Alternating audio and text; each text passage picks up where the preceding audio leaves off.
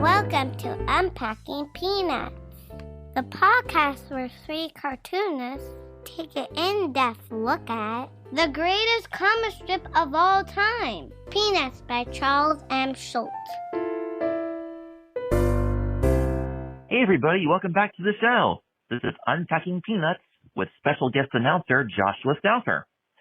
Joining us as always are our pals, co-hosts, and fellow cartoonists. First, he is the comic genius behind some of the most groundbreaking comic books and graphic novels of the 21st century, including Amelia Rules, The Dumbest Idea Ever, and 7 Good Reasons Not to Grow Up, is Jimmy Downley.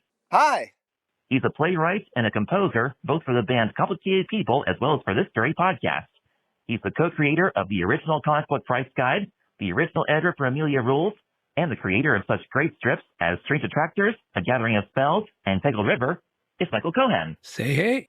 And he is the executive producer and writer of Mystery Science Theater 3000, a former vice president of Archie Comics, and the creator of the Instagram sensation Sweetest Beasts.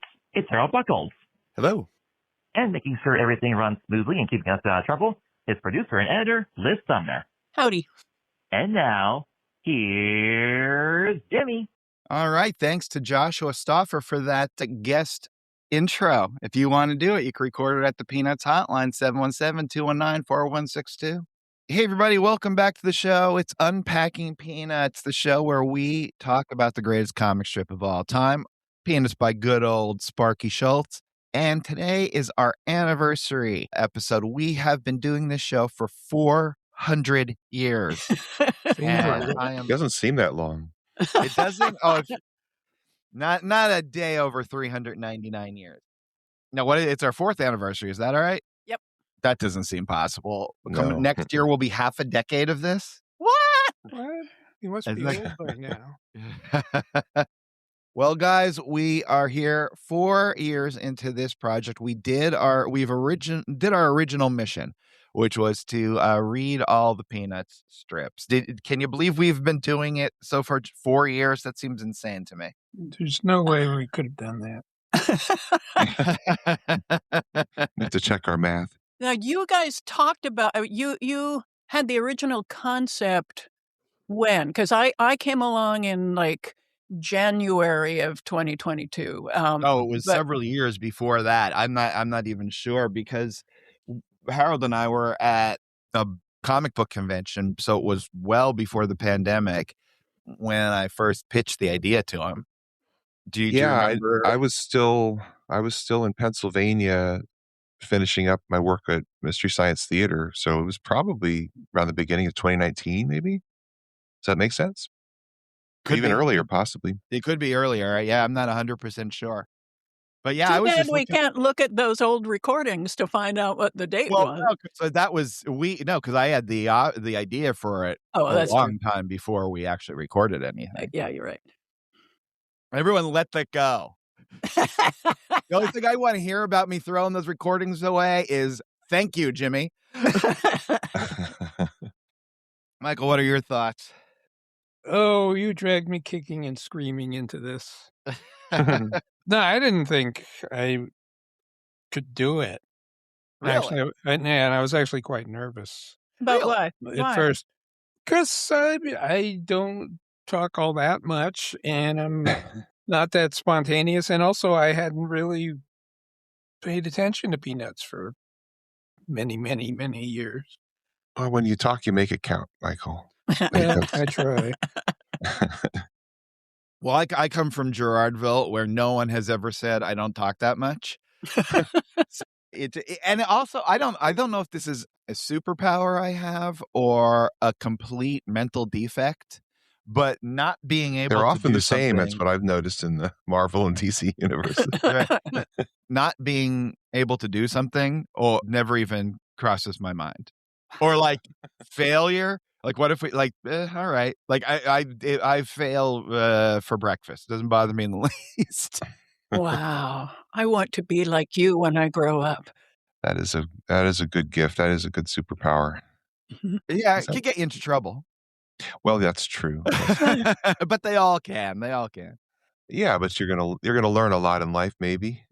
Well, yeah, absolutely. Absolutely. Well, there are a million things that we've done that didn't make it this far. We tried, or I've tried, or Yeah, we've tried yeah, together. yeah. You Those know, deep-fried Jello pudding pops never went over.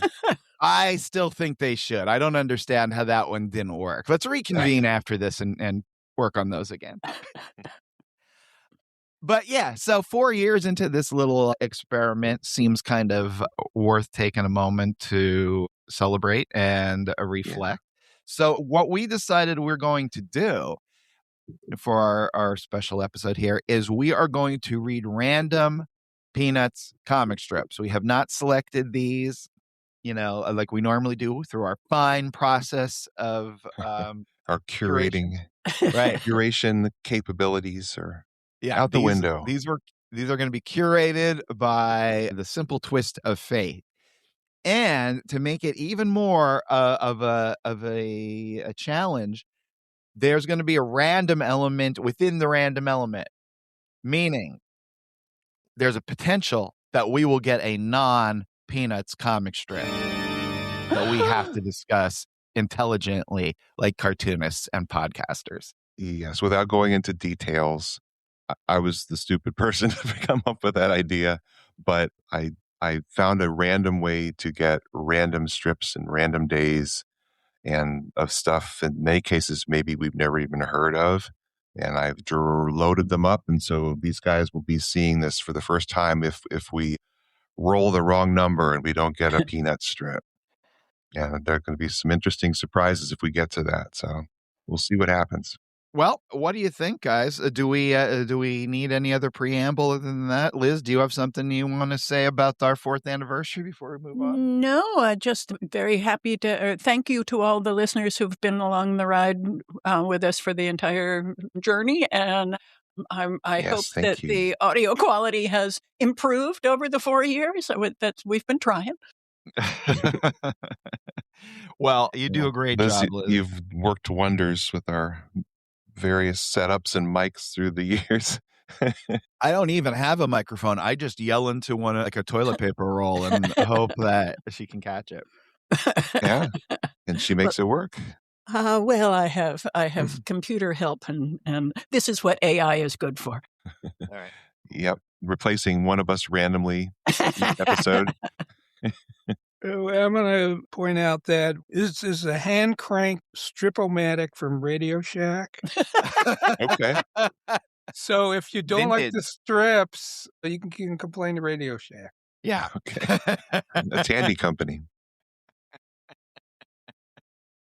All right. So we got a 1 in 6 chance. I've got my little die here that we're going to not get a peanut strip. So hold on. Hold your breath. Oh, peanuts. All right. Peanuts it is. That was a close one. February 5th, 1952. February 5th. That's my birthday. Oh, my goodness. Wow. Pretty exciting. February 5th, 1952. Shermie and Charlie Brown are outside, and Charlie Brown has a little can or something in his hand, and he says to Shermie, "What do the directions say?" And Shermie reads it and then says to Charlie Brown, "Tear off outside wrapper and throw it away," which Charlie Brown does by littering. And then he just throws it away. And then Shermie and Charlie Brown in the next panel, Charlie Brown says, "Then what?" And Shermie walks away saying, "Just a minute." And then we see the wrapper on the ground, and Shermie continues to read, "Next, open top of can and remove contents." We're off to a great start. Yeah, not one of the great peanuts of all time. But Shermie's adorable here. Yeah, we haven't had a Shermie on in a long time. A long time since we saw a Shermie. So what did we get for the Shermometer on this strip? We didn't pick it, right? No, he's literal. He's littering. Well, it's helpful. Literally littering. That's Charlie Brown, right? Yeah, he's telling him to do it. Now, if this were later, I think Schulz would do things like not have them outside, because what are they going to... I think what's happening is he has like a can of something like Chef Boyardee, right? That you're supposed to heat. And why are they outside? Well, he could have thrown this strip away, that's for sure. Oh. Well, there's probably a reason we didn't discuss this one the first time through. Not one of the best. I love the art, and I really, really, really like the design of Shermie here, and the fine cross hatching on his hair and the little sheen of, the sunlight falling on the top of Shermie's head. That's really nice stuff. I think, I'm telling you, Sony, if you're out there, we could do a Little Peanuts special. Or not special, a whole series. You just do stuff between 1950 and 1955. You adapt that. It's a whole different vibe. When you said little Peanuts, it's like, are their heads even bigger? Their heads are even bigger.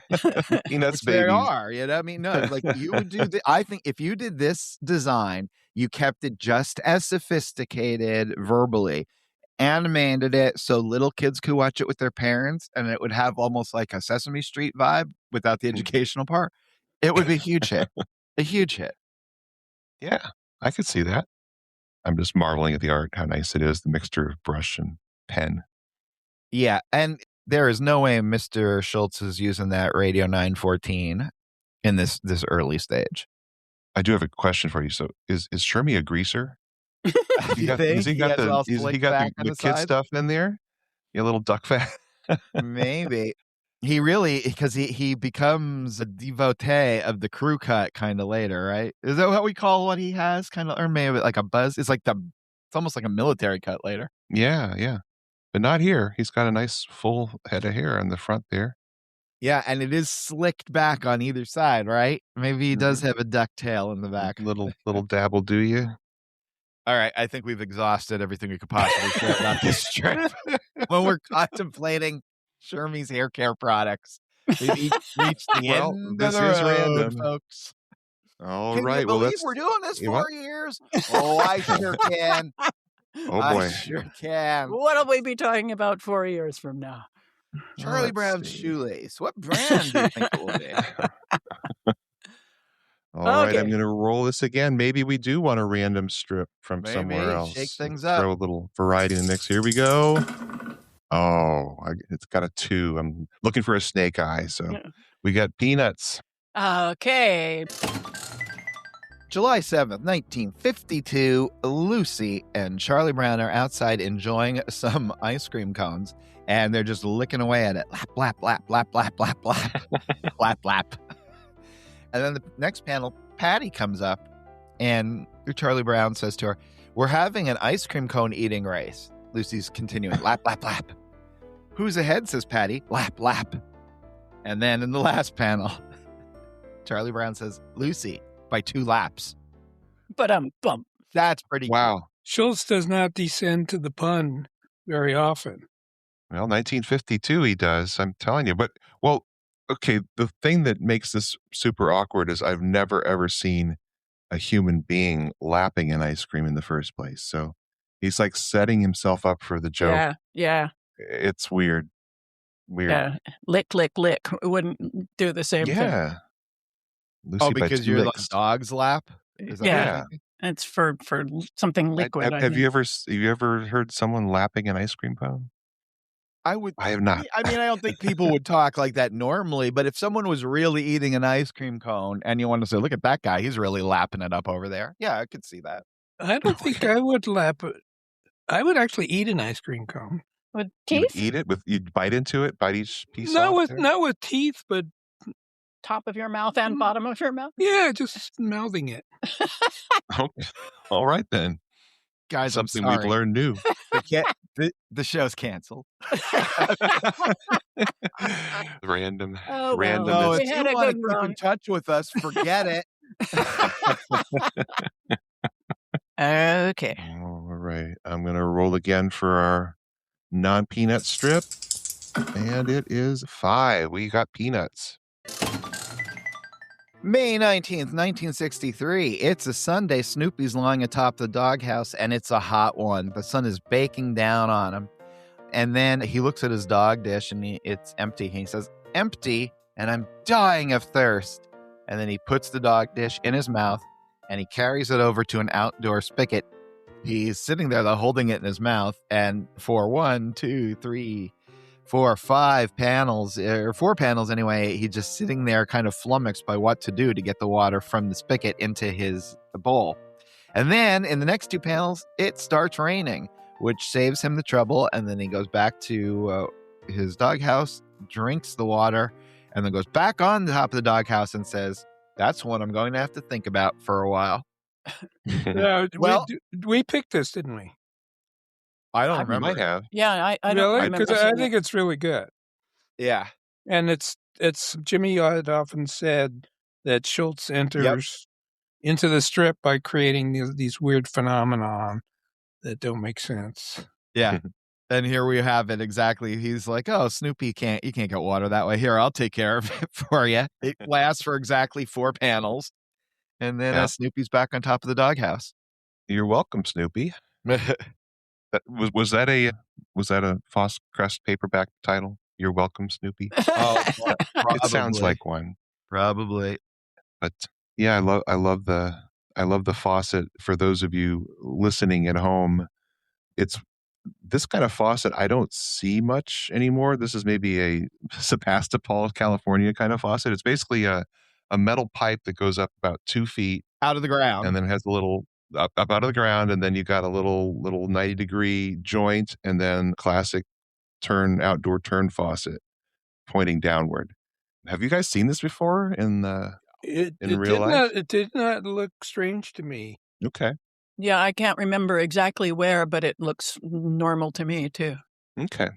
Now, our faucet in my life is attached to the house where the pipes are. Right. I would never, I don't think anyone would go, "All right, now let's make sure we run another 50 feet of pipe out into the middle of the yard." Well, if you had a big yard, you need your hose to attach to it. You would, yeah, but the hose would attach to the house. Yeah, but if the yard's really big, it wouldn't reach. That's true. All right, I'll let you think about that. Okay, so anyway, look. This is another example. The difference between the Snoopy on top of the doghouse in panel 1 versus the Snoopy right next to him. I mean, the Snoopy on top of the doghouse, the neck is so fat. Yeah. And then it becomes so skinny. And he becomes half again as large. Yeah. Yeah, and his arms grow. Yeah. And I love that drawing in the upper right corner there. Oh, yeah. The looseness of Schulz's style by 1963 is getting there. And the lettering is he's getting to that really loose stage in the lettering as well, which he's been doing a while. It just looks really nice. It's great cartooning. You know, I think about this being the strip by 1963. Yeah. That was out there. And, you know, nobody could touch it. And nobody can still touch it. The amount of Peanuts merch that is out in the world right now, it's crazy. I mean, it's got to be one of the top 3 or 4 still most popular intellectual properties in the whole world. And 75 years old, and it was all done by one guy, really. It's crazy. It is crazy that, you know, it sold for how many hundreds of millions of dollars after having really gone away in its initial form with nothing new for 25 years is a testament to these characters. And it's pretty crazy. But reading one of these strips, it makes sense. Having gone through all the strips, yeah, it does make sense. And so much of it still completely holds up. It's really, even though it's so closely tied to its time, it's timeless as well. Yeah, he did a good job. And since we are doing random strips, I'm going to do something random here. And I'm going to go panel by panel, whether or not Snoopy has eyebrows. All right? Oh, boy. No, yes, no, yes, no, yes. And what, 5 or 6 back, the eyebrows are well off his head. Yep. Yeah, that's true. He's got the floating eyebrows. It's great. I love it. I love the 1, 2, 3, 4, 5th, 6th, 7th, and 8th panel where he's waiting, turning and looking at us. than waiting to see if will there be water coming out of this? And yeah, it's great. It's a really, really nice strip. All right, let's hit the random generator. All right, hold on. Let's see what we got here. Roll again. A 4. So I'm gonna. So now that it's not happening, I'm gonna raise the stakes. Next time I roll, if it's a 1, You. This is a random show. You I got can random change rules. the rules about dice yes, in the you middle. can. It can. We can. The whole point of dice is to randomize. I gotta try something here. Might I suggest lying? No. Oh, there you go. Thanks for asking. September 3rd, 1955. Charlie Brown and Lucy are walking in Lucy's living room, and Lucy looks really annoyed, and she says, "I'm a real pessimist." And then she says, "I'm not ashamed to admit it either. I'm proud of it." She's kind of looking at a plant in her house, and says, "I was a little discouraged there for a while, but not anymore. Right now, I'm very optimistic about my pessimism." Okay, nice curtains. Yeah. Good plant. It's a good one with Lucy. As in our regular season here, we're doing the Van Pelts. I think this would have been a pretty good one to include, Lucy being optimistic about pessimism. Are you guys botanists? Do you know what that house plant is? It's quite a piece of art there. It feels like those kind that have the real shiny top leaves and they're fuzzy on the bottom. It's probably plastic. I'm going to ask. Very well be plastic. to match the covering of the chair next to it. Yeah. But this is all from random conjecture about the furniture in the Van Pelt house, which is uncorroborated by the picture. They would not have plastic on their furniture. No. That would be gauche. Yes, completely. And I believe the plant is a monstera. A monstera. How do you spell that? Monstera. I don't know whether I'm pronouncing it. That's like one of those Kirby monsters from the 50s. Bow before the might of Monstera. Now, was Schulz consistent? Those drapes have shown up a lot, right? Mm-hmm. Is he consistent about whose house they're in? Or does he just draw them wherever he wants? Well, I'd say you didn't know in this strip, except she is playing with the plant.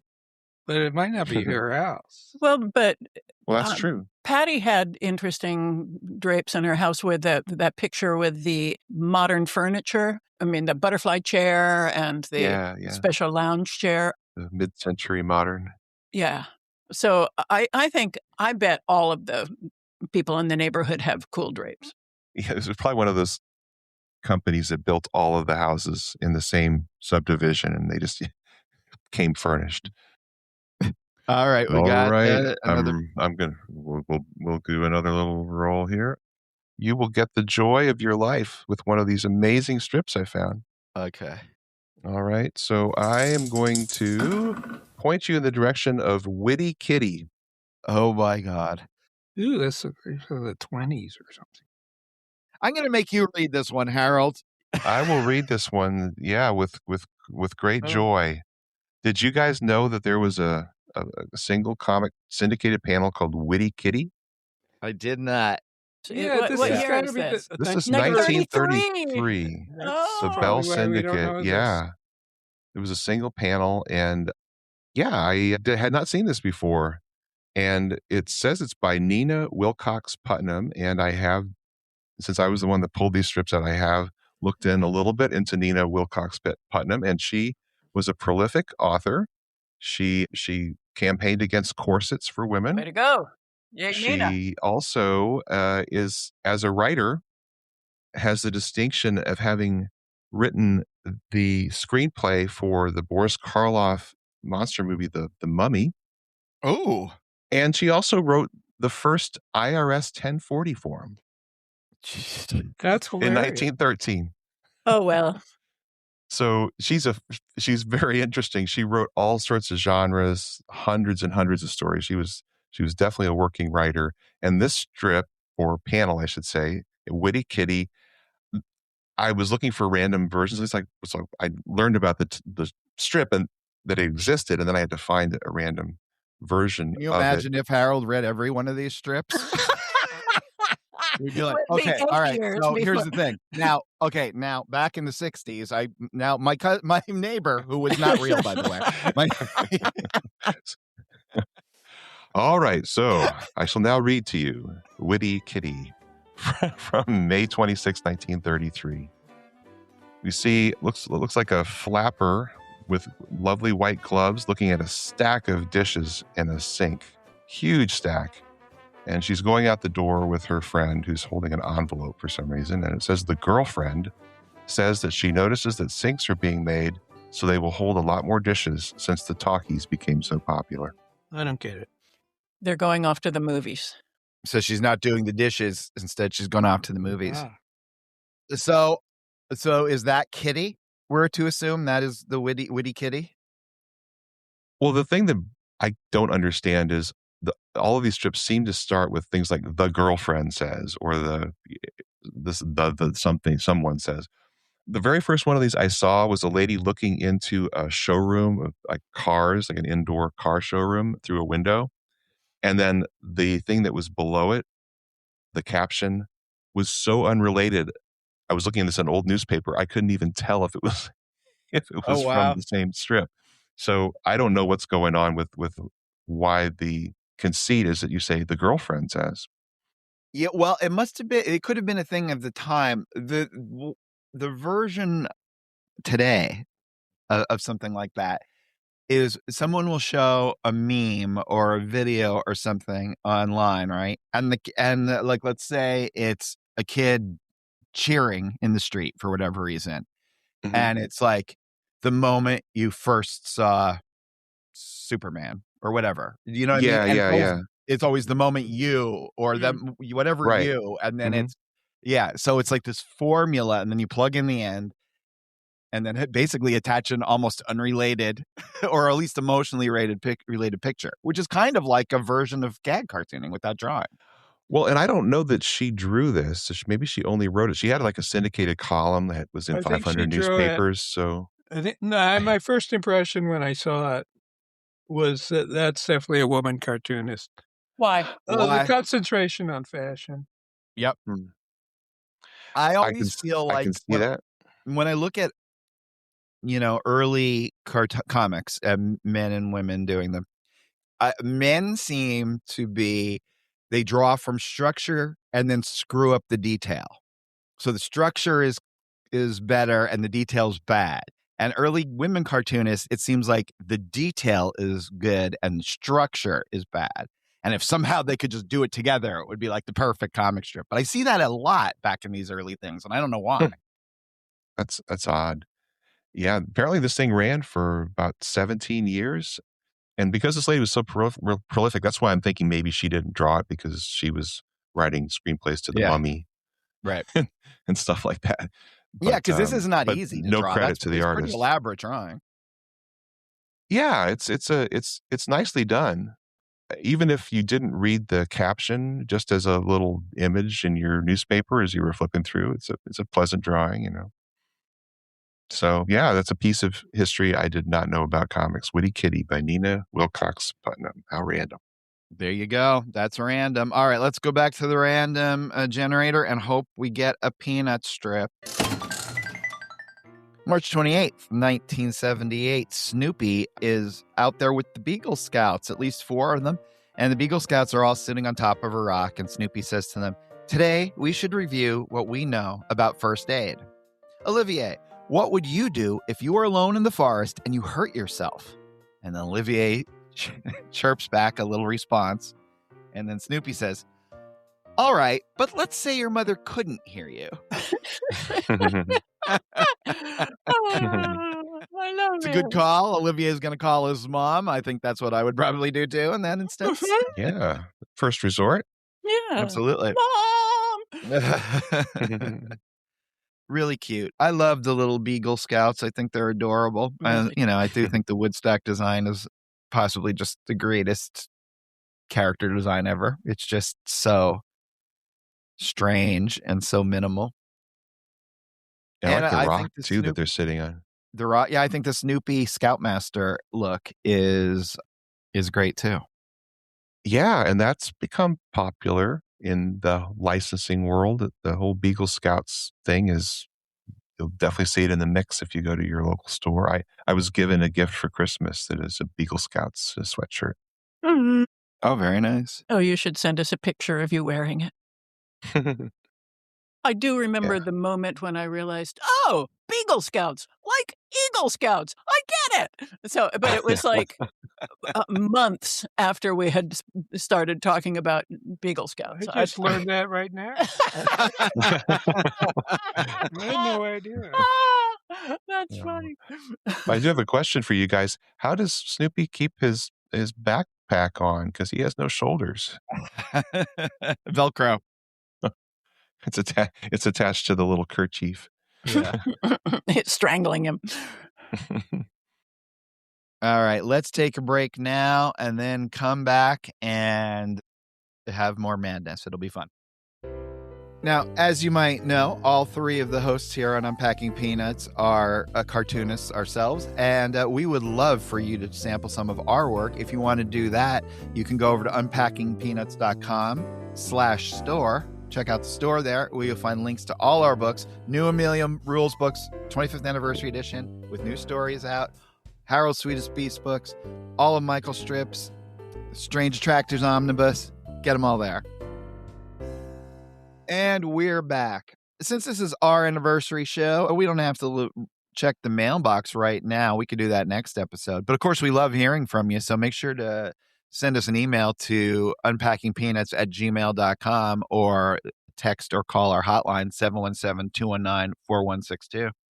All right. So shall we hit the randomizer? Yes. All right, Harold, let's see what what we got. We got a peanut strip on our hands. November 29th, 1970. Snoopy is sitting in an air traffic control tower. How did you know that? It took a second, but I pulled it out. And then it cuts hard to Snoopy and Woodstock atop the doghouse with it snowing, and snowing pretty hard. And the next panel, Snoopy thinks to Woodstock, "It's snowing too hard. You can't fly today. You'll just have to turn back." But Woodstock, undaunted, takes off into the air. And then Snoopy is annoyed by this and says, "Stupid bird." And then he says, "Ha, I knew it." And as he says this, coming back is just like a floating little snowball with the path that Woodstock would normally fly on. And then the snowball lands on top of the doghouse, and Snoopy says, "Always listen to the control tower." And the little snowball, which contains Woodstock, just sighs. That's wonderful. I don't remember this one. This is really cute. It is. It's interesting though about like here's something like the process by which a cartoonist simplifies his work over time makes a lot of sense to me, because you're working on things to get better at them, and eventually you find what you can do with 3 lines you could do with 1 line. Having said that, I think if 1958 Schulz saw that first panel, he'd be like, "What are you doing?" That looks like a kid's drawing of an the bottom of airplane it does. Control towers. But the top too, but really the bottom. There's no attempt to make it look like real windows. They're just rectangles that were not ruled off. And what do you think of telegraphing a bit of the punchline at the beginning? Do you have any issues with that? Do you think it helps? Just kind of set you up for it because you're going to forget it if you notice it at the first place? Well, I think you have to really look at it to figure out that it's an air traffic control tower. Yes. Yeah. I would have thought it was a prison control tower. It looks like a prison watchtower. Yeah, I can see that for sure. And those are spotlights. Yeah. I when I first time I saw it, I thought air traffic control tower. I think it's because of the little headphones Snoopy has on that seem to help. I don't know, but still, yeah. But he is telegraphing the what might be in the punchline. But yeah, it's like I don't think anybody's going to have. Does it help in the fact that if someone did notice that is there's a callback that's part of the surprise that you weren't at all expecting because you just kind of glossed over it? Here's what I think. It's bad weather. I mean, it's not like a secret or a surprise ending. I think you shouldn't fly in bad weather. Well, I don't think any of us would in a million years have guessed the punchline, though, if you know what I mean, at the end. It makes sense. I'm not saying it's random like this show. I don't think there is a punchline. I think the punchline's the little blob of snow flying. I agree. Well, that's what I think too.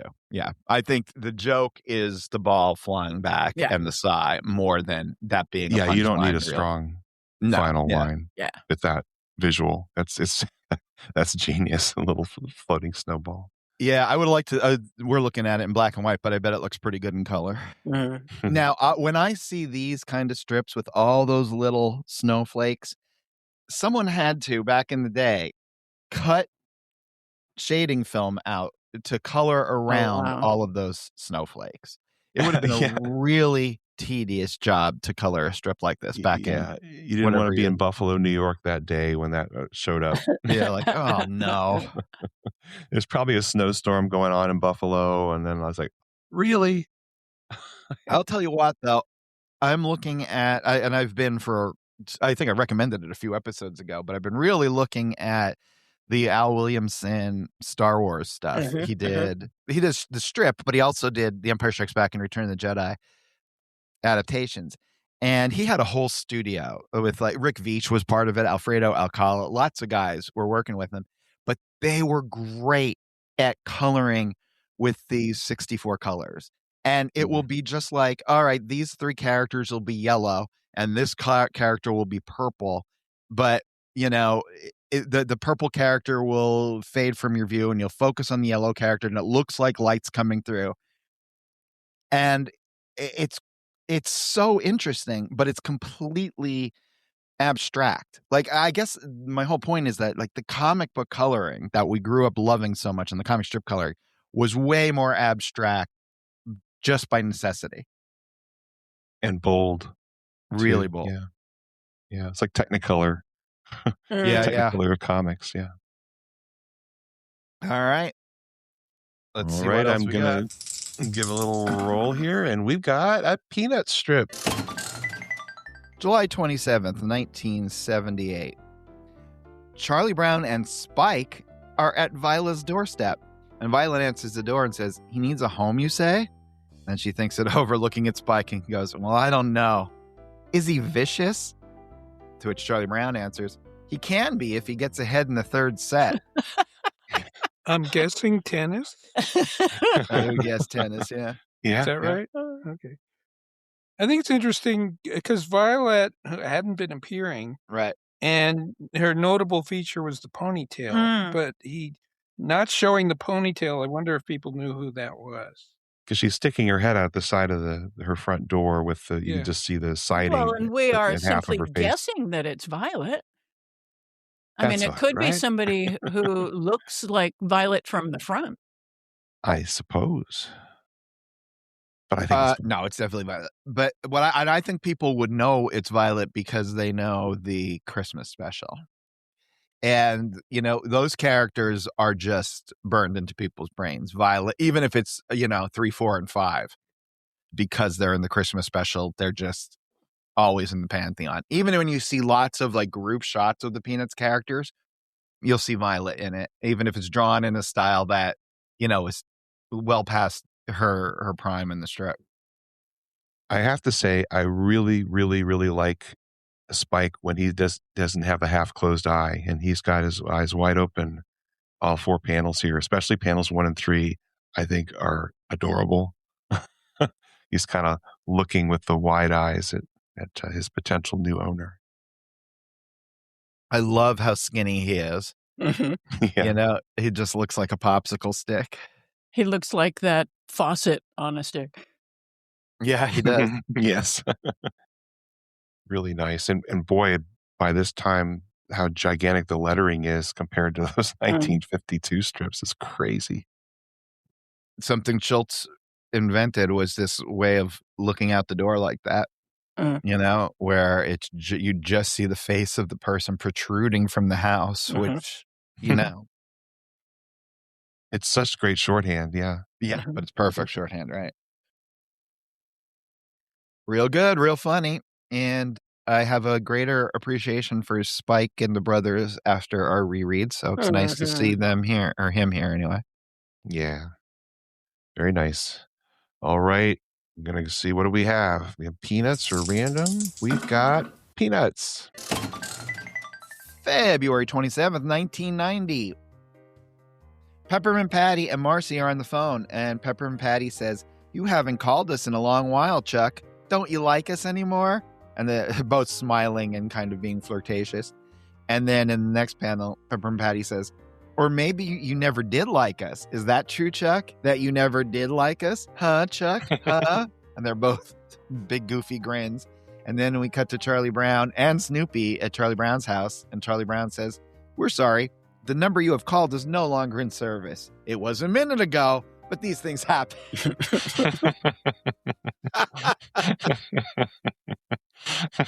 With Snoopy next to him rolling his eyes. This is one of those rare situations where Schulz will have a third-party character just show up for an editorial comment. Well, what do you think Snoopy is rolling his eyes about? What the girls are saying. Yeah, which is weird because maybe she that's what I would think. Yeah, that's Snoopy. But I guess Snoopy could be doing it to Charlie Brown, right? Because that's what he's hearing. He absolutely could be. Like, "Hey, buddy, they're calling to flirt with you and you're acting like this."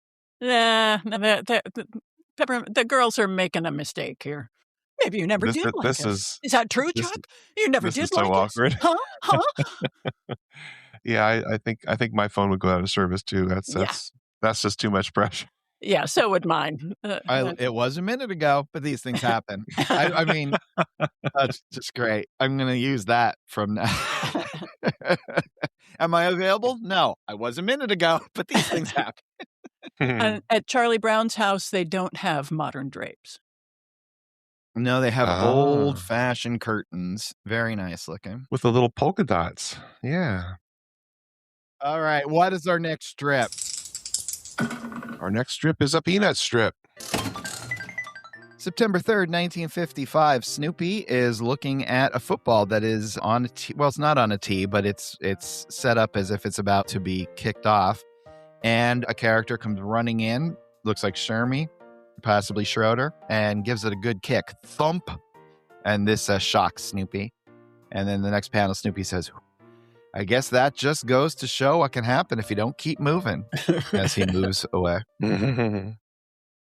They wouldn't do that to a doggy, would they? It's the football that didn't keep moving. Is that? Yep. Mm-hmm. Yep. Well, this is your era, Michael. What do you think about this, Snoopy? Yeah, I love this. It seems very comfortable. This is the world I want to inhabit. Who do you think it is? Oh, who's kicking the ball? Yeah. Oh, I would assume. I don't know. I guess I just assumed it was Charlie Brown, but you can't tell with that helmet. Well, that's definitely not Charlie Brown. It's chunky, whoever it is. I thought it was. Got his pads on. Those are padded pads. I see. And we were talking about Schultz's, how he captures motion in the strip, and he does it differently than other people for sure. In this case, you got someone going from right to left, kicking the ball, and there's tiny panels. He has to show Snoopy, so Snoopy's behind watching this happen. But the sound effect is obviously before the drawing because we don't see the ball or the impact of the kick of the ball. And it looks like whoever is kicking it is running into the space where the kick would have happened. So yeah, he definitely is very confident in breaking what I think the rules would be for most artists, trying to capture motion in a still comic panel. I like this era of Snoopy design. I love the last panel. I would probably put the ear down if I could, if I was turning that into like a figurine or whatever. But this is still the bouffant kind of. It's like halfway between, because he's really got much longer ears than when they were like those puffed up headphone looking ears. What do you call the Jack Kennedy or whatever? What do you think of the surprise ears in panel 2? I like that. Like you. Well, those are like boomerang ears. Yeah. They got little angle on them. Yeah. Very cute. All righty. Well, I'm going to do a little double roll here, and we've got a 6, which means we've got a random strip. Oh, my goodness. Okay. Well, take a look in your little packet here and find Babe and Horace by Edgar Martin. Babe and Horace. All right. Any idea when the heck Babe and Horace came out? So this is part of the pantheon of Sunday strips when the artist would do a full page, and instead of doing just their strip, they would have a strip on the top or the bottom that was a separate strip that exists only in that world. And so this was the artist Edgar Martin was doing Boots and Her Buddies. And I picked this strip because, how long was Boots and Her Buddies around? I've never heard of it. You've never? Oh, wow. So this is doubly obscure. This is the obscure version of a strip that you hadn't heard of. It was around for years and years. Let's see what we can find here. All right. So this strip started in 1924 and ran to 1968. And Babe and Horace was, for the majority of that time, the strip at the top of Boots and Her Buddies on Sundays if they didn't cut it, because some newspapers would only print the main strip and they get rid of the extra strip that the artist had to do. So this one's fascinating to me because, it's been around for 20, 30 years, and this is like the next to last year, just the dying gasp. I think they've changed artists. It's one of those weird things where it's just like the ghost, what do you call it, a zombie strip? Yeah, right. Yeah. Man, I almost thought Trina Robbins would have drawn this. Yeah, definitely with the dolls and all. Paper dolls, yeah. I loved the comics with the paper dolls. I'm a big Millie fan.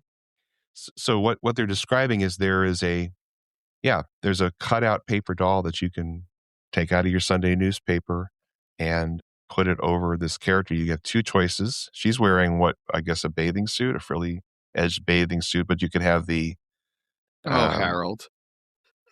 Really? It's underwear. Frilly edged bathing suit. All right, go ahead, continue. All right. She's in her underwear. Like you wear under your clothes. Oh, that. Well, why is it so hot in here?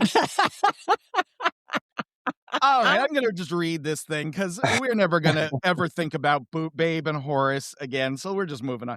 April 9th, 1967. All right, so is Boots a cat? No, Boots is the chick in her underwear, and she's friends with Babe, who says, Babe is in her underwear in her bedroom and with a dressing gown over it. And she says, I've had this new hairdo for nearly a week and Horace hasn't even noticed. It's frustrating. And then she puts her clothes on and says, I've hinted and hinted to no avail. Maybe sarcasm will penetrate. And then she babes it up, with that one hand behind your back, one hand on your hip look. That is something.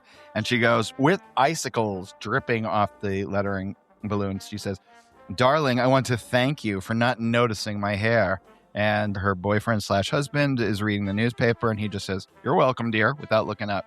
And then the husband says, I see mine is starting to get a little thin and I want to thank you for ignoring it. This shocks Babe, who then leaves saying, just for that, he's going to get turnips and parsnips for dinner. All right. I think if I was the editor, here's the move. I would cut Boots, and then I would cut Babe and Horace.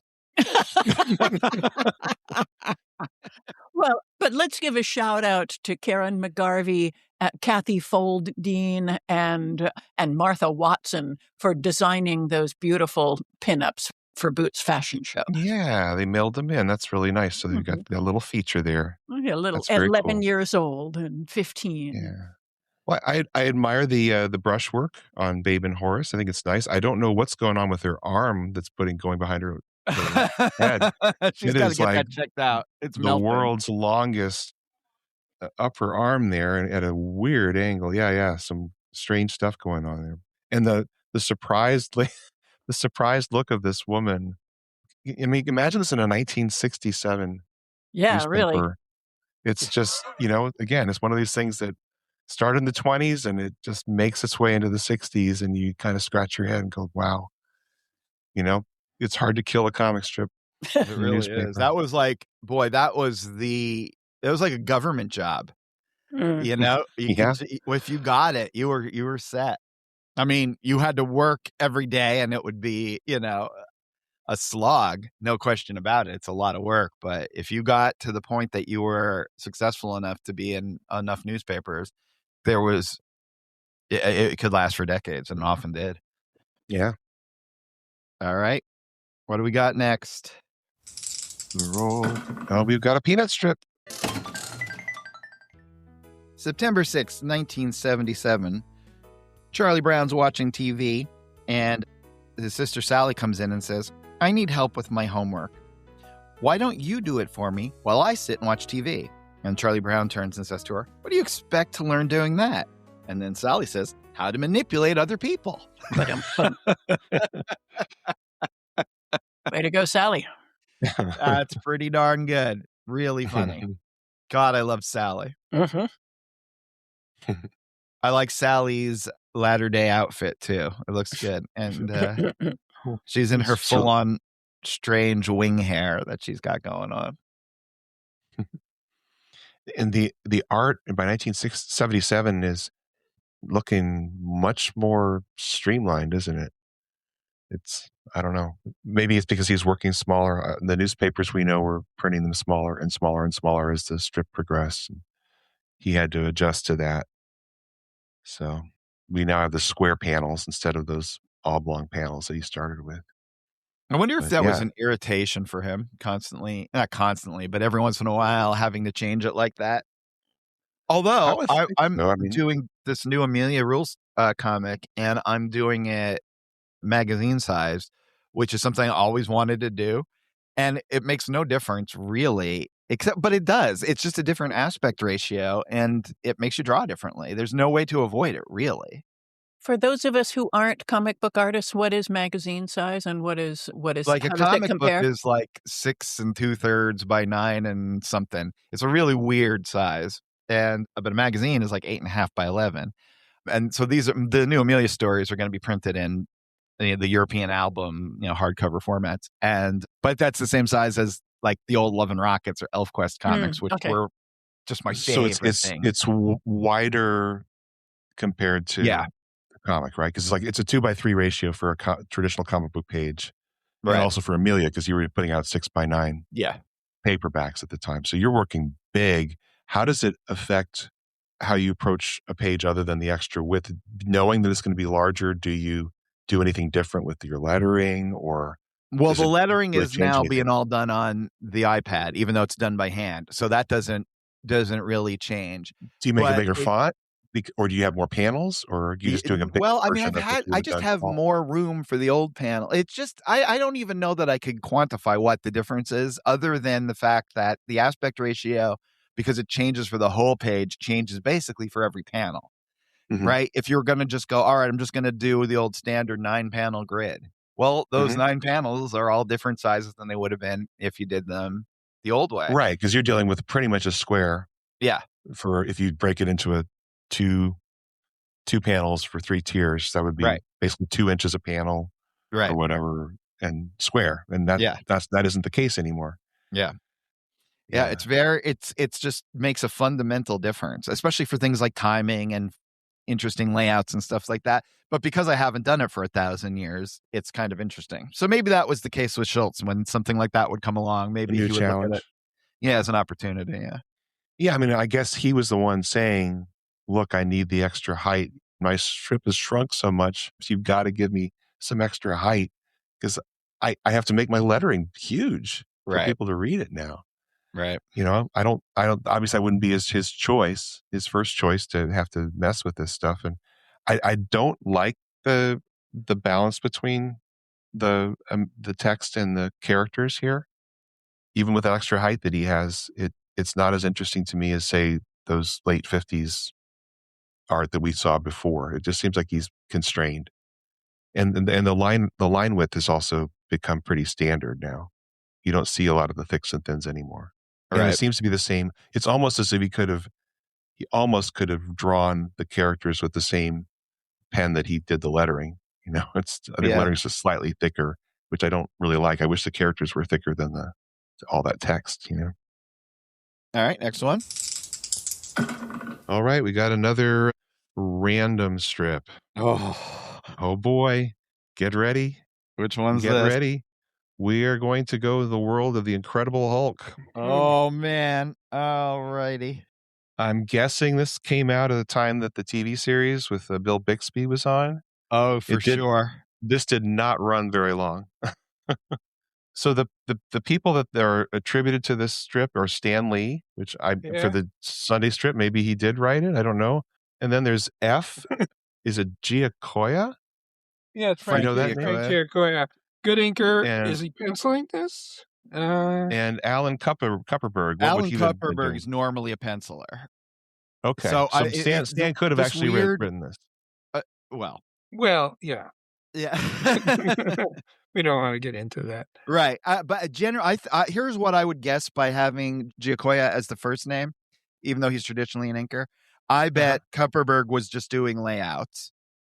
And then Giacoya did the finished art. Yeah. Which is why he gets the top. Well, Giacoya, even though he ended up as an inker and is known as an inker, in the 50s, he was doing a lot of penciling for Strange Adventures and Mystery in Space. He was actually a very good penciler and actually one of the better inkers. I'm not surprised that this looks fairly good, even though I would never read it. No, I don't know in the pecking order of Marvel Comics artists, would it be more prestigious to be doing a Sunday newspaper comic seen by millions of people? Or I know John Romita felt that way. Really? Okay. Yeah, big into the fact that he got to do the newspaper strip, as was Stan Lee. Yeah, but Lee gave it to his brother, or the Spider-Man strip anyway. Yeah, eventually, yeah. Well, because then he went on to Hollywood, which was even more glitzy and glamorous, I think. I don't know, what year was this? 1980. This is 1980. Yeah, I don't think Lee was writing very much at that point. So it's February 10th, 1980. This was pulled from the Lake County News Herald, which apparently at the time was putting out a comic book-sized Sunday section. So it's perfect for the Incredible Hulk here because it's essentially a single comic-sized page that they've rearranged those panels the way we talk about Schulz had to deal with, being able to split it into a vertical thing. Well, this is a vertical version of the strip that could have been run either way, depending on the newspaper. It really looks like a comic book page. I mean, obviously because of the art style, but just because except the colors are way brighter than usual. Yeah, and way off register. This printing is just horrible.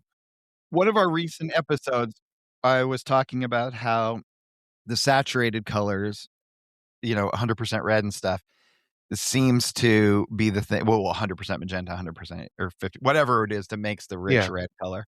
Those are the ones that tend to go off register, which you can see now. Like his vest, this bad guy's vest, is not in register in any panel, and it's the thickest, richest color. And the ones that tend to be lighter tend to be slightly more in register. It seems like the green doesn't really go outside of register.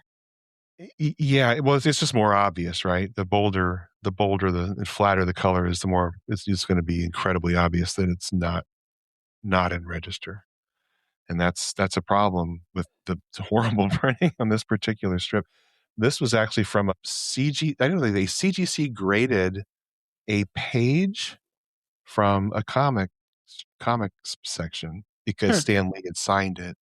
It's very weird. Anyway. Well, I think they CGC graded it because some dummy paid for them to CGC grade a piece of paper. Sure, kid. Oh, it's fine.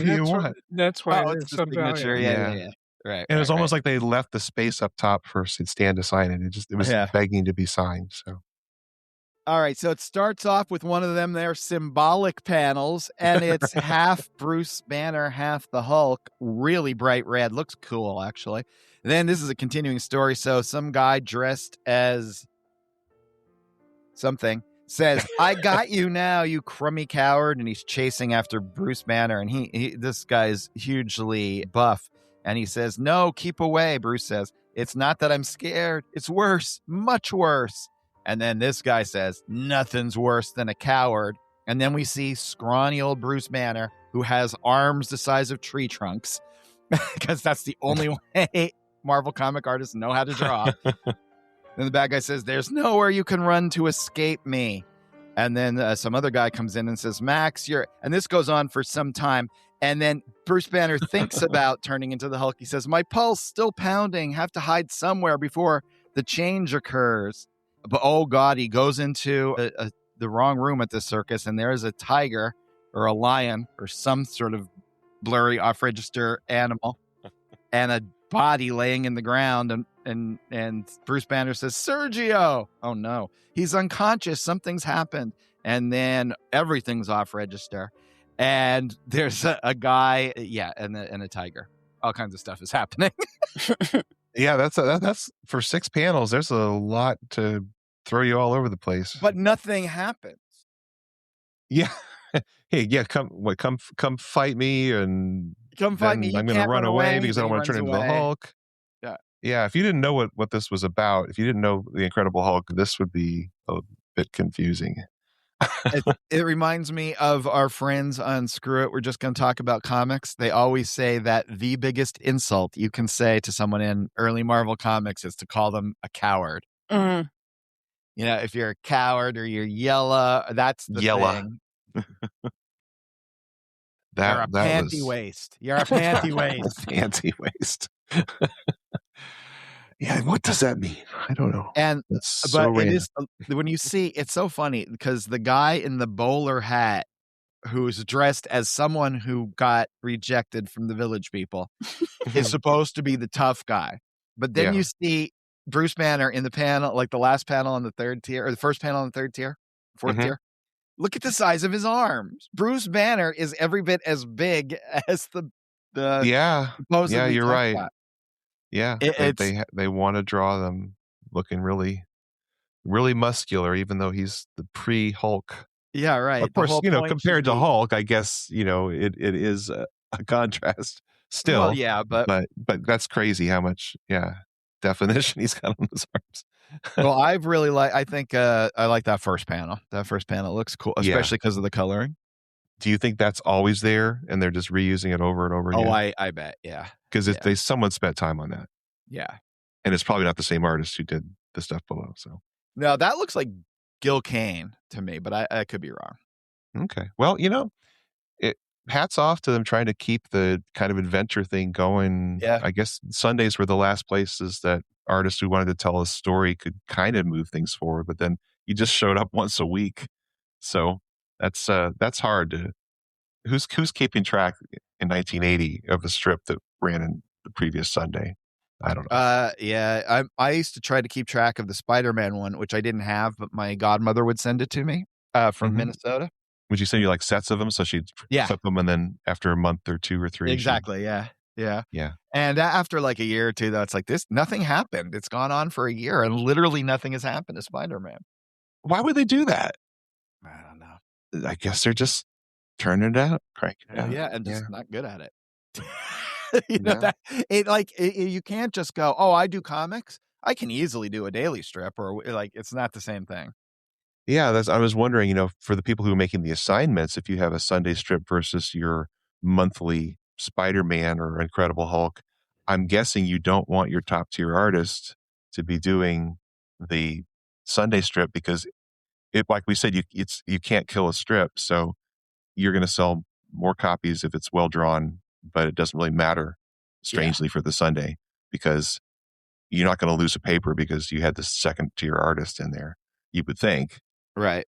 I don't know. But this didn't last very long regardless. I think the TV show ran its course, and so did The Incredible Hulk as a comic strip in Sundays. All right. Here's our next one. Are you ready? Yep. April 3rd, 1995, Rerun sitting under a tree with his head in his hands. It looks like he was crying. And Charlie Brown says to him, Rerun, what's the matter? And Rerun says, some kid won all my marbles. Charlie Brown kneels next to him and says, you're just a beginner. You shouldn't have been playing for keeps. And then Rerun says, I know. You told me that. He even won my shooter. All I have left is this empty sack. And then as they sit there under the tree, Charlie Brown says, I'm surprised he didn't take that too. And then Rerun says, he couldn't. I ran all the way home. This is a great sequence. We did the sequence because it's got Charlie Brown's heroic. Yeah. Yeah, Schulz was very proud of this sequence, and it ended up being, he wanted it to be an animated special, and ultimately it was. That's cool. Yeah, you can see he's putting a lot of care into this particular strip. Gosh, look, I really love the tree in the second panel. And I like that whole second shrubbery panel. around him. Yeah. Really good. It's really, and obviously he's not going for a gag. Right. He's just building your sympathy for Rerun. I never knew that all the marbles and playing for keeps came from this. I knew the expressions, but I didn't know where they originated. Oh, wow. Yeah. Well, keeps I didn't know. Yeah. Between that and what was the other thing? The Beagle Scouts. Yeah. This has been a real educational. Yeah. Well, I mean, that phrase, playing for all the marbles, I mean, that could have come from anywhere. Well, but... Oh, I see. You're teasing me. I'm teasing. I get it. You realize that I have control over what you say. That's right. You're going to have one of those spliced sentences. Yeah. All right. Oh, no. Another random one? Another random. I'm so sorry. Oh. All right. What do we got? Okay. You would take a look at America's Greatest Color Comics section featuring It's Papa Who Pays. It's Papa. Okay, tell us your process for finding these strips. I mean, this sounds Papa. No one says Papa since 1930. I think you made all of these and are trying to trick us into saying I just drew them overnight. Yeah. So it was a weird. So I did a search for U.S. comic strips alphabetically, and Wikipedia helped me out with that A to Z list. I then opened a book, and the very first letter first word in each of the books, I then tried to find the next named strip that, like, if the word came showed up, I came up with, a strip that came after the word came if it was in a dictionary. So that's how I did it. And then I just had to find an example. And strangely, two of them were those Sunday strip topper pages of another existing strip. Now, you hadn't even heard of the main strip, Jimmy. So no, from the last one, this was from Toots and Casper. Ever heard of them? No. Wow. Okay. Well, Toots and Casper was one of those weird strips like Boots and Her Buddies that ran for years, and it's almost forgotten. Yeah. Just one of those weird. Michael, had you ever heard of Toots and Casper at least? Why are you talking about? I don't know what the hell Toots and Casper is. Are we watching Papa Who Pays? What's Toots and Casper? So Toots and Casper, in the Sunday page, the artist would draw two strips, the main strip, Toots and Casper, and then would have the little topper strip as well. Right. But we're reading Papa Who Pays, right? It's Papa Who Pays, which is it's the companion strip to Toots and Casper, which ran from 1918 to 1956. And this is 1926, September 5th, 1926. Well, buckle in, it's going to be a laugh riot from 1926. It's Papa Who Pays by Jimmy Murphy, who's definitely not a real person. So anyway, Papa Who Pays, so someone comes in and says, Tommy wants Papa, sis. And then sis, who's like a flapper, says, why tell it to me? Oh, that's like the Sally line. And then someone else comes in and he looks healthy and he says, Tommy's calling for Papa, Ma. And then Ma says, the popcorn wagon must be coming down the street. Sure. And then someone else comes in and says, Tommy wants you outside, Papa. Oh, that's Mama that says this. And then Papa's there and says, sure, just when I get comfortable. And then Tommy's outside, I guess, and he's like, that's nothing, Tommy. Watch me. In my younger days, I was a star because Tommy is holding the football. You missed one. Oh, what do you mean, God. Tommy?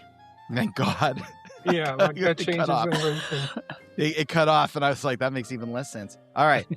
Sure, just when I get comfortable. So then Pop goes outside, and he says, what do you want, Tommy? And Tommy's there with the football.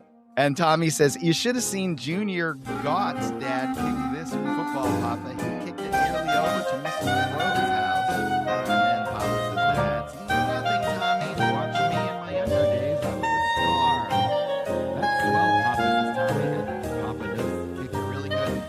Jeepers, he kicks it right through an old lady's window and right into her open eye. Like, not into her head, but like right into her open eye. And last night, Papa, they sort of soaked me and charging me $10 for that window, Mrs. Crow. And Mrs. Crow says, "Be glad I don't have you arrested." Ha ha ha ha ha ha ha. Wow. It's really interesting. Now, this was before the invention of humor.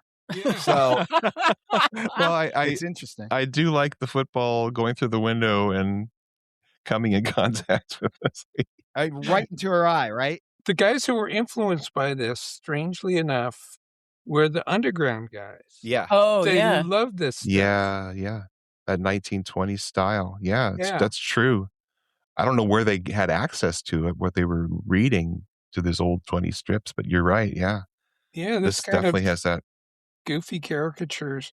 What I find strange is that they call each other by name in almost every panel. Mm. So it's Yeah, always right. Papa. I mean, Sis, Ma. Tommy. Yeah. It's just a glimpse into the past. We don't know, because there were silent movies this time, or what people were talking like normally. But this gives you a clue. Yeah, well, this helps us appreciate Peanuts all the more. We just had a football kicking strip then. I'm assuming you preferred the Peanuts one over. Charles Schulz rips It's it off. Papa Who Pays. And it's interesting that the strip was called It's Papa Who Pays, and it ran for decades. And I'm guessing the punchline every Papa single pays. time is Uh-huh. Papa reaching for his wallet to pay for something. Wow. Can you imagine trying to keep that going? That's No. like Crazy Cat repetitive. Which also was a topper strip when it started, right? So we would not have Crazy Cat if it hadn't been for these bizarre topper strips that they would put on as a secondary Sunday. So that's probably the highlight of those topper strips, was the existence of Crazy Cat. That and Jungle Jim are probably the two people think of the most. I mean, obviously, Crazy Cat thought of as like one of the greats of all time. I think this Papa character looks just like Dagwood with a mustache. He could be Dagwood's dad. Yeah, that art style, like Michael, you're saying, it absolutely continues on. It probably lasted longer than any other strip through body and exists to this day. That late 20s, early 30s kind of vibe with Dagwood's long kind of rectangular nose, and it's old school. It's crazy it survives. Somebody on Facebook, I get a lot of comic groups that post all the time, and there a lot of these old 20s, 30s strips appear daily in my feed. I cannot read them. I just don't have the patience to read them. Yeah, that's what Peanuts will do to you. It's really a struggle. No, I understand that too. It's it's just such a long time ago. Yeah, why can't I read Crazy Cat? Actually, it's hard to read Crazy. Well, and that's another thing with like Crazy Cat. You're not meant to read a book of Crazy Cat in one sitting. That's true. Yeah, your eyes will cross. You have to give them the benefit of how it was designed to be experienced. Yeah, I think we often judge people based on rules that didn't exist when they made it. There was nothing else to do, so you had all afternoon to read the comic page. Well, yeah, right. This was like the highlight of the whole week for a lot of people, I'm sure. Yeah. Where do you think the underground guys were seeing these old strips? I don't know. It's so weird, Yeah, I mean, well, okay. One thing I had heard was when TV came out in the early 50s, there was just a need for content, and most of the existing stuff there wasn't enough money to be made in TV, so they had to find old stuff. And a lot of the old Van Buren cartoons and Terry Toons cartoons, they were running these black and white late 20s, early 30s cartoons with the same similar style, and they were airing all the time. If you were watching TV in the early 50s, you were watching late 20s, early 30s cartoons with very much that same style. I think a lot of the influence might have been that animation. That's where they kind of got introduced to it. And then I don't know if they were able to seek out, strip collections or something in libraries. There wasn't much out there. No, it was a big Smithsonian book, which I don't think this strip was in there. I've never heard of it. Yeah. No. And then even that came out after the underground movement, right? Yeah, that came out in the 70s, yeah. But it is a cool style. I mean, it's kind of neat seeing another generation take something that just kind of fell by the wayside and make it their own and reinvent it. Yeah. So if people are fans of the underground comics, they should look for It's Papa Who Pays. Yeah, that's basically what we're saying here. Jimmy Murphy created underground comics. June 10th, 1992. Snoopy's atop the doghouse in his World War I flying ace getup, and Sally is on the doghouse as well as a passenger on the Sopwith Camel. And she says, "What kind of an airline is this? Where's the complimentary orange juice? And isn't anyone going to welcome me aboard?" And then Snoopy kisses her on the nose, to which Sally replies, "I'd rather have the orange juice." Snoopy flies for Spirit. There's no complimentary orange juice. No. I love Sally. Said it many times before. We got Snoopy doing his classic kiss on the nose thing. How does she know that she's on an airline? Well, I think the way all of, who knows? And finally, our last random strip is October 30th, 1994. We start off with a symbolic panel. A pumpkin and a gourd. One has Linus's face on it and the other has Snoopy's. And then we cut to Linus ringing a doorbell with Snoopy behind him. And then a little girl answers the door and Linus says to her, "Good morning. I'm here to tell you about the great pumpkin." And the little girl says, "The what?" And then in the next panel, Linus says, "On Halloween night, the great pumpkin rises from the pumpkin patch and brings toys to all the children." And the little girl says, "Why should I believe that?" And then Linus indicates towards Snoopy and says, "It'll make you a better person. You'll have peace and comfort. Look at my companion here. Waiting for the great pumpkin has brought him perfect peace." And then we cut to Snoopy, who is in fact now asleep. And the girl says, "Yes, I can see that. Go away." And she goes inside. And then they leave. And Linus, as they're walking away, says, "I hope she didn't wake you up when she slammed the door." And Snoopy says, "I was dreaming about the great what's-his-name." They should have this girl. You should have had this girl more often. It's a good little design, right? The skeptic. Yeah, I like this. Yes. Yeah. I like the little skeptic girl, too. She's a little red-haired girl, the little skeptic girl. Was this her only appearance, I guess? Yep. It's a good design. 1992, this is a really good-looking strip. Really nice. I think that first panel on the second tier with the little house in the background and just the little bushes and grass. Oh, that looks really nice. Yeah, I agree. I like it, and it's not terribly simple. He's putting some details in here. The rose bush, and he's got a little branch from a tree to fill out some white space in one of the panels. And yeah, something's going on with his hair. In where are you looking? First panel, second tier. Oh yeah, it's a little bit, a little pompadour kind of thing. Yeah, that is weird. It's too many lines or something like that. They may have just filled in as he was scribbling the hair. Maybe he combed it before. To try to look nice before the door was opened. And it kind of like Pigpen. It just kind of goes crazier and crazier. Schulz talks about how he liked drawing Linus's hair when it would be standing up straight because he's shocked or whatever. But I wonder why he never did the Linus with combed hair look. Yeah, well, maybe we're looking at it. Maybe that's it.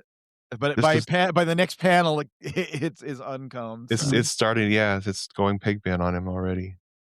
Well, guys, 4 years have gone by in this vale of tears, but I couldn't have thought of a better way to spend it than hanging out with my friends, reading Peanuts comic strips with you guys. Yeah.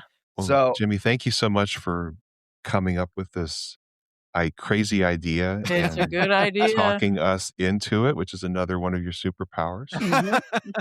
Along with reading strips. Well, thank you all for doing it, because the idea was not to read Peanuts. The idea was to read Peanuts with Michael and Harold. And if Liz hadn't come along and saved it, that idea wouldn't have happened either. So I'm really, really glad that all of this came together, because it's my favorite day of the week. And if you guys want to, continue this conversation or just be a part of the ongoing fun vibe, there's several ways you can do it. First thing you can do is just send us an email. We are unpackingpeanuts@gmail.com. You can also go ahead and call our hotline or leave a text message, 717-219-4162. And of course, you can follow us on social media. We're at Unpack Peanuts on Instagram and Threads, and at Unpacking Peanuts on Facebook, Blue Sky, and YouTube. Make sure you're back in 2 weeks because we're just getting started, and we got more of the Van Pelts to come.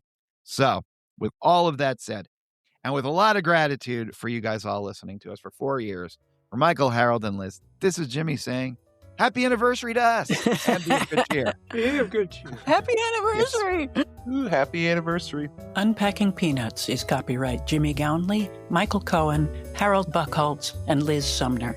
Produced and edited by Liz Sumner. Music by Michael Cohen. Additional voiceover by Aziza Shakrala Clark. For more from the show, follow Unpack Peanuts on Instagram and Threads. Unpacking Peanuts on Facebook, Blue Sky, and YouTube. For more about Jimmy, Michael, and Harold, visit unpackingpeanuts.com. Have a wonderful day, and thanks for listening. No, no, yes, yes, no, no, yes, yes, yes, yes, no, no, yes, yes.